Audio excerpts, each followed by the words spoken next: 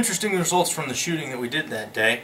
I'll start with the SR9, the Ruger SR9C. This one happens to be the black on black. I will tell you that I had a problem with this Glock and even some of the others I tested in terms of initially failing to go into battery. So you fire, and it would come up, strip the next round, but it wouldn't chamber it all the way. It would be shy about like that. You can see, about like that, and you would have to bump it closed to get it back into battery, and then continue to shoot. Now, after about 100 rounds, that went away. Triggers so far in all the SR9s have improved on the ones I've tested. So right out of the box, I would say this gun took a little breaking in.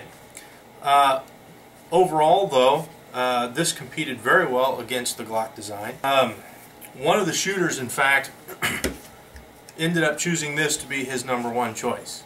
No malfunctions of any kind once that broken period was complete. It shot accurately for most everybody. No one had any complaints. It was considered to be one of the most ergonomic and comfortable of the guns. High scores among all 4 shooters with the Ruger SR9. Springfield Armory XD-M, well liked by all the shooters. This one came in first place with 1 shooter, second place with 2 other shooters. This gun had the highest capacity of 19 rounds. The Ruger SR9 was 17, the XD-M 19.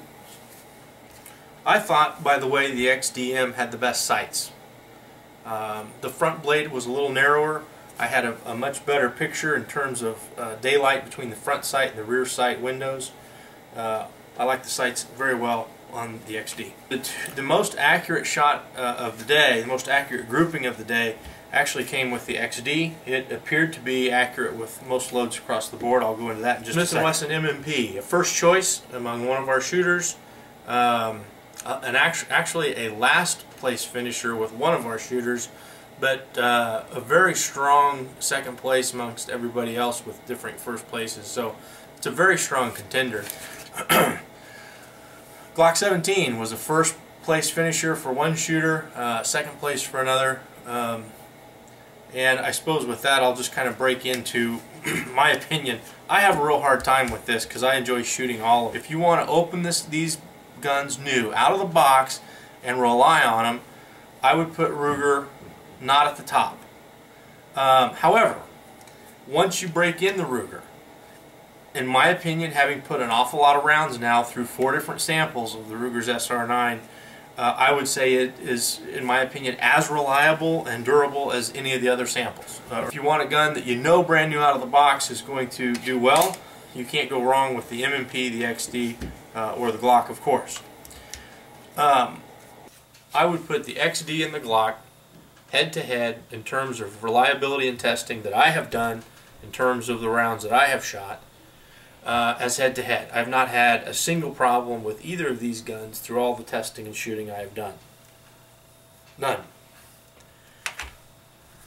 I've had not a single problem with the M&P, brand new out of the box. Now has a few hundred rounds through it. Not a single problem. I can't say necessarily, though, that from my sample and my testing alone, that it is reliable as the XD or the Glock because I haven't shot it as much.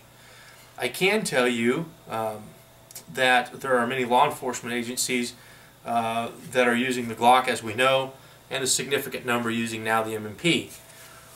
Our local law enforcement where I live is now carrying 50% Glock, 50% M&P, and in my discussions with the local officers, they report favorably for the head-to-head comparison of the M&P and the Glock in terms of durability and reliability. Okay, next, some subjective ergonomics. My opinion is, I don't know why, I love the Ruger. The ergonomics of the Ruger feel great in my hand.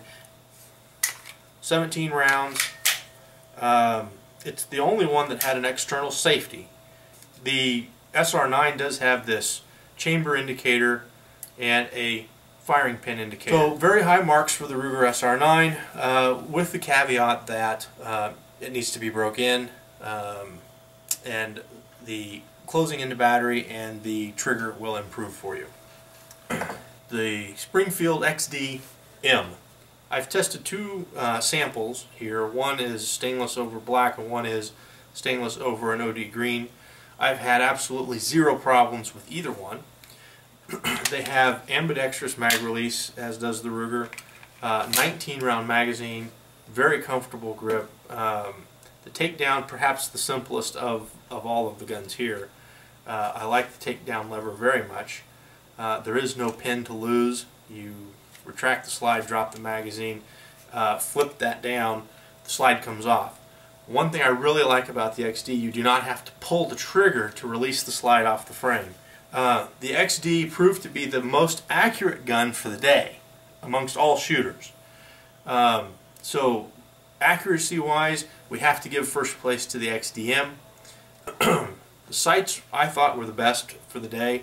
There were some differing opinions about the sights, which I'll get to in a minute because of the Glock dot box.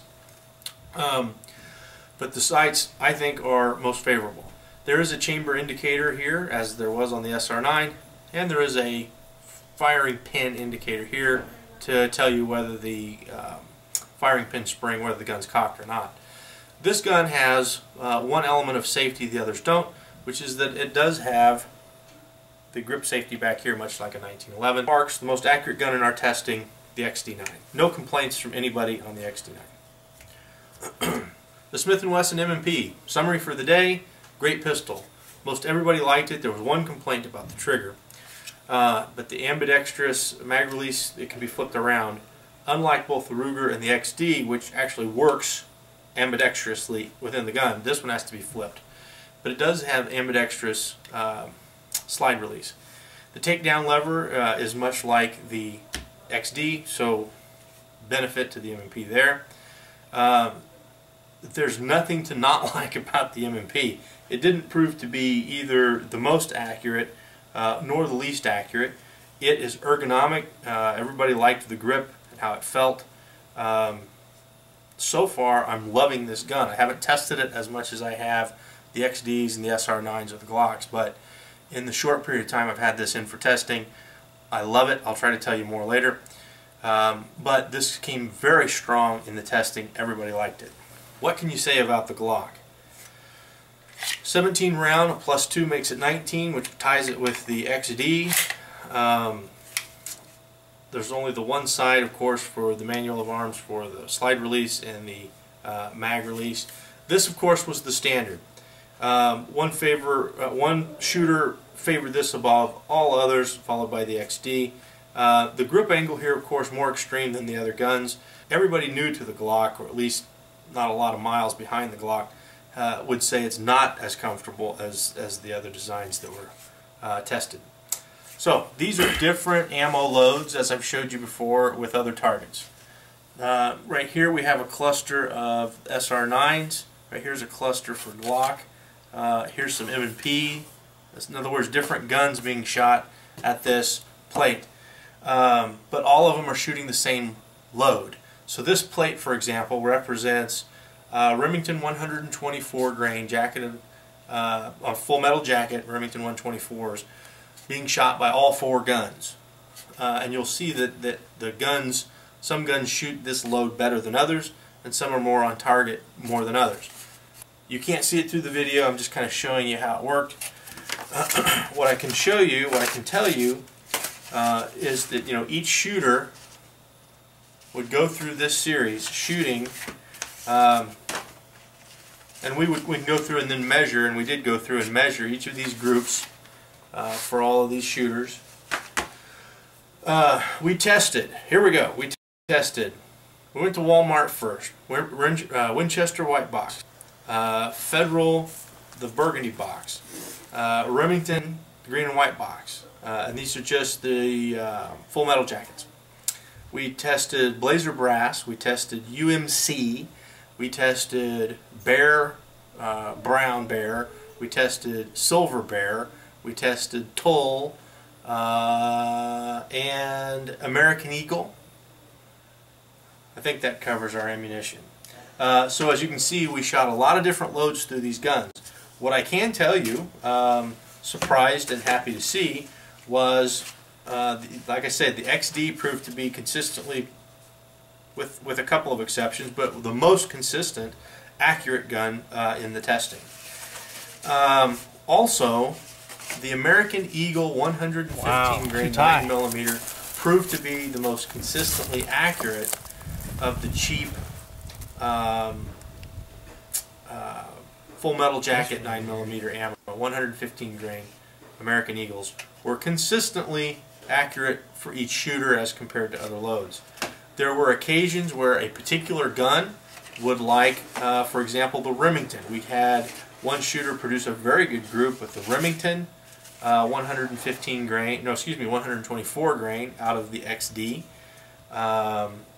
We never had what I considered to be an acceptable group out of the Winchester white box, or not surprisingly, maybe any of the Russian steel case. But of the brass ammo, American Eagle, UMC, and Remington all appeared to be consistent in terms of accuracy coming from the different guns, and the different shooting was done at a measured 20 yards.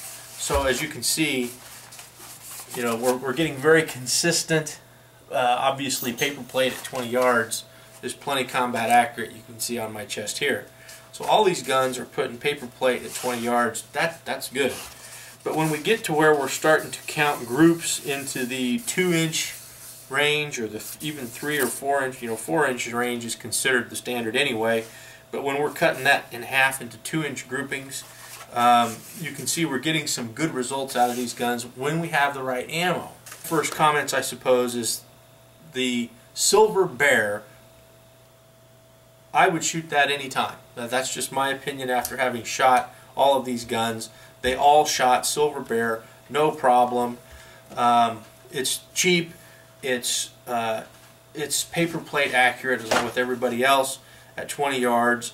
No hiccups. In loading the magazines, you can actually feel the difference between when you're using the Silver Bear.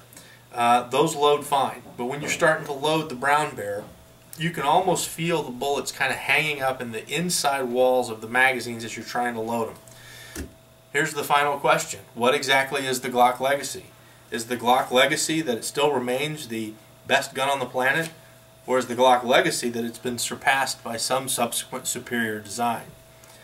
I would submit to you neither. By following the same principles and designs set forth by the Glock, these other pistols are proving to be as reliable, are proving to be as durable, as accurate, as shooter-friendly as the Glock design. So the Glock legacy probably comes down to Glock has established the envelope in which these designs should be built. It doesn't mean that these are superior designs. None of these guns are superior to the Glock, nor, in my opinion, is the Glock inherently superior to any of these subsequent designs. We're getting into subjective elements here. Elements that would make one shooter prefer one design over another. Does that mean these designs are better? No. But clearly what we can say, when we look at the popularity and sales of the Ruger SR9, the Smith & Wesson M&P, and the Springfield Armory XD series, and particularly the M series, what we can say is the Glock legacy is redefining what we consider to be the design envelope for a combat pistol. But so far, I'm not seeing anything better. I'm seeing things that are an homage to the Glock design.